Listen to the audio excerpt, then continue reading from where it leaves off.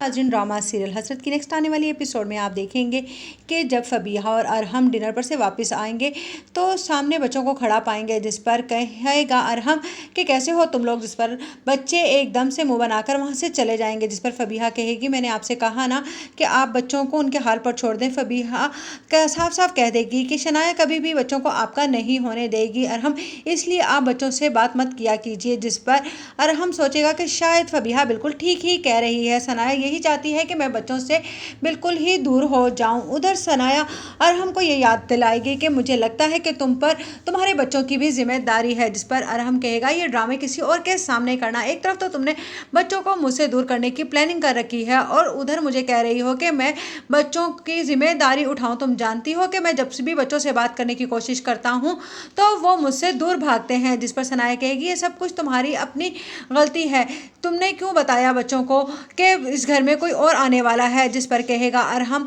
तो फबीहा ने अगर ये बता भी दिया तो क्या बात है, आखिरकार जब वो इस दुनिया में आएगा तो इन्हें ये तो पता चलना ही है। जिस पर सनाया कहेगी तुमने सोचा है कि इन पर क्या असर पड़ेगा जब ये इस प्यार को बढ़ता हुआ देखेंगे। जिस पर अरहम कहेगा ये बात तो तुम इन्हें समझाओगी ना कि किस तरह से आपस में एक दूसरे का प्यार बांटा जाता है। तुम जानती हो ना जब हरीम थी और हादी आया था तब भी तो तुमने ही समझाया था, अब भी तुम्हारा ही फर्ज बनता है। उधर फबीहा की माँ कह देगी फरहीन से साफ साफ कि तुम फबीहा को समझा देना कि वो आइंदा इस घर में ना आए, क्योंकि उसको देखकर मेरी तबीयत खराब हो जाती है। जिस पर फरहीन कहेगी ये बात आप उससे खुद कर लीजिएगा, मैं तो तंग आ गई हूँ इस रोज रोज की किचकिच से।